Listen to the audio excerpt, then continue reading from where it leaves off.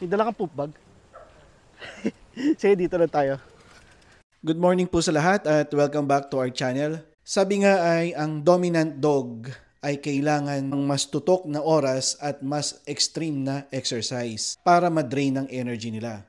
Kaya sila nagiging dominant bukod sa kanilang breed at bukod sa kanilang high energy ay kung minsan ay nakakalimutan nating i-drain ang energy nila at yung energy na yon ay nagpa-pile up at nagiging aggression later on. Kaya today ay nag-decide na ako na gamitin ang aking bagong billing bike. Pinili ko to last December. Ito ang regalo ko sa sarili ko. Ang exercise maliban sa packwalk ni Turkey, Pilipinas, Six at Lucy ay ang pagbabike with me. Parang maamong tupa eh. Bahagyang buntot. Kala mo naman, totoo. Ang una mong gagawin ay syempre hindi mo agad sasakyan yung bike at dadalhin mo yung aso mo for a walk. Kasi kung gagawin mo yon ay malamang sa malamang ay madidisgrasya kayong dalawa. Or kapag sumakay ka kaagad sa bike mo nang hindi mo na properly introduce sa aso mo, pwedeng magkaroon ng phobia yung aso mo sa bike. Ang una kong ginawa kay Turkey ay syempre nilagay ko siya sa leash. Nilagay ko yung bike sa pagitan naming dalawa at nag-walk kami ng dahan-dahan. So inoobserbahan ko yung galaw ng katawan niya at kung paano siya magre-react sa bike.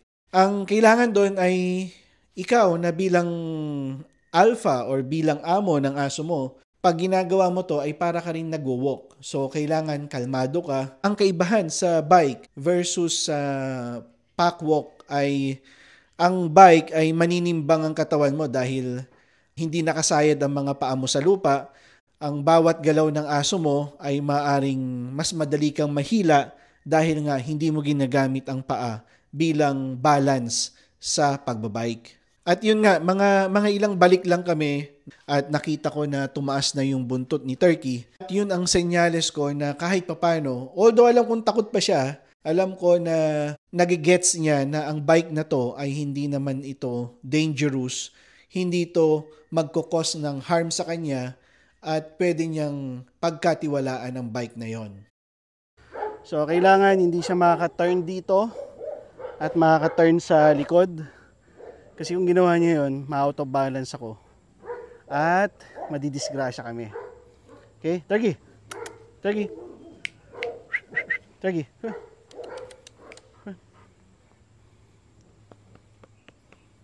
Let's go!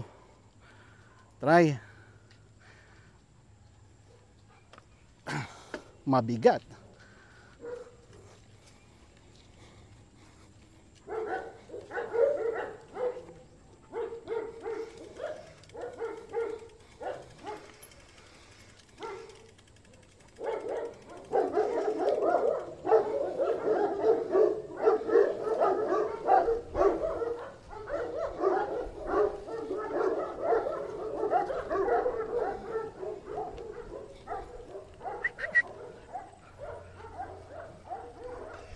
Ang di makakahabol ikaw. Alright. Ewan ko lang kung hindi ito ma-drain dito. Tatakbo talaga siya na tatakbo dito eh. Come on, Turkey, come on. Okay, so si Turkey, medyo naiilang pa siya dun sa bike. Mas madedrain ang energy niya dito.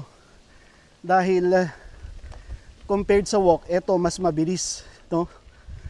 Pwedeng i-simulate yung pagtakbo-takbo niya. Come on, Turkey, come on.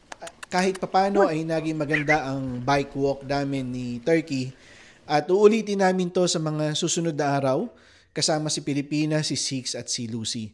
Pero sa ngayon si Turkey muna, ipa-perfect ko muna yung galawan at pagkatapos ito ay maaaring makita nyo na marami akong kasamang aso sa pagbabike. Yun lang po at maraming salamat sa panonood at see you on my next vlog.